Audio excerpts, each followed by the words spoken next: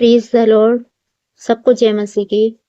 मेरे प्यारे मसीह विश्वासी भाई बहनों, आप सब कैसे हैं? मैं आशा करती हूँ आप सब प्रभु यीशु मसीह में आनंदित होंगे, सुरक्षित होंगे, ब्लेस होंगे। हालेलुया। तो आइए, आज का हमारा बाइबल वचन लिया गया है एक इतिहास अध्याय 16 आयत 8, जिसका टाइटल है धन्यवाद का वचन। तो इस वचन के द्वारा आज परमेश्वर का हम किस प्रकार धन्यवाद करते हैं, इस वचन से हम सीखेंगे कि हम अपनी परिस्थितियों से अपने जीवन में जब हमें आशीषें मिलती है तो हम परमेश्वर का किस प्रकार धन्यवाद करते हैं।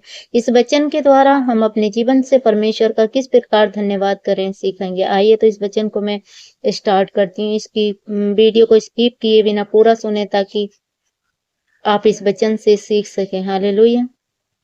तो मैं वीडियो को स्टार्ट करती हूँ। लिखा है, यहोवा का धन्यवाद करो, उससे प्रार्थना करो, देश देश में उसके कामों का प्रचार करो।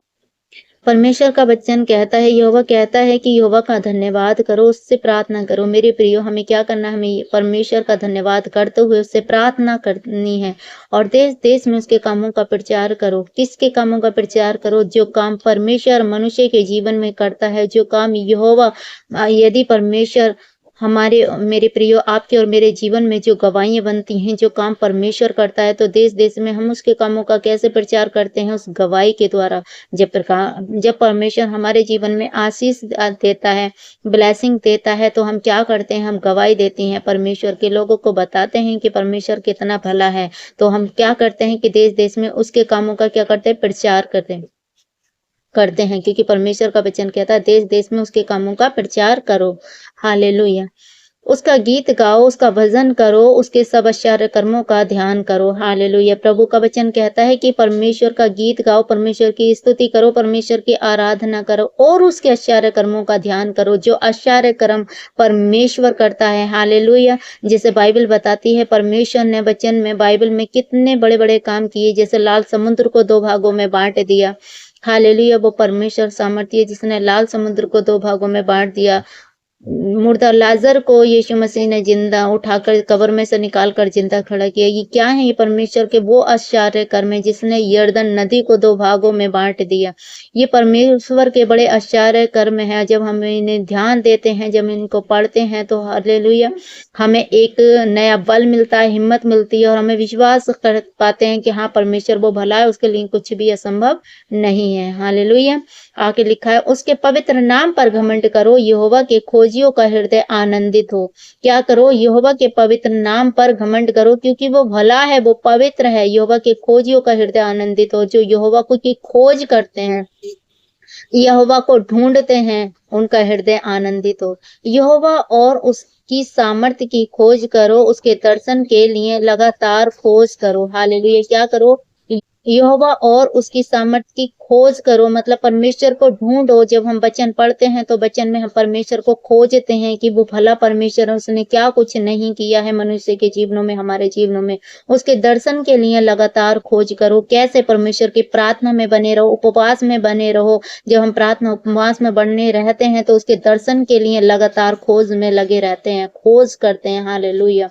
उसके किए हुए आश्चर्य कर्म, उसके चमत्कार और न्याय वचन स्मरण करें। मतलब परमेश्वर के जो आश्चर्य कर्म है और उसके चमत्कार जो परमेश्वर ने इस बाइबल में बताती है कि परमेश्वर ने कितने बड़े बड़े काम किए हैं। तो परमेश्वर कहते हैं न्याय वचन स्मरण करो, कि परमेश्वर के वचनों को याद करो, परमेश्वर के कामों को याद करो। वो कितना भला और सामर्थ्य परमेश्वर है उसके दास, इज़राइल के वंश है, याकूब की संतान, तुम जो उसके चुने हुए हो। हालेलुया। यहाँ प्रभु किससे कह रहा है? आज का इज़राइल कौन है? मैं और आप हैं।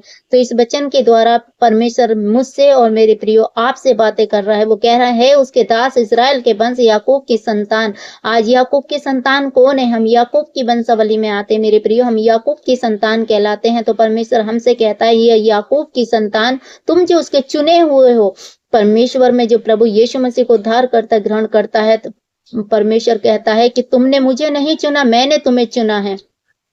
तो हम कौन है? हम परमेश्वर के बेटे और बेटी हैं और परमेश्वर के चुने हुए हैं, हम की संतान है। तो परमेश्वर हमसे कहता है, हे याकूब की संतान, तुम जो उसके चुने हुए हो, वही हमारा परमेश्वर यहोवा है। उसके न्याय के काम पृथ्वी पर भर में होते हैं, उसके न्याय के काम पृथ्वी भर में होते हैं।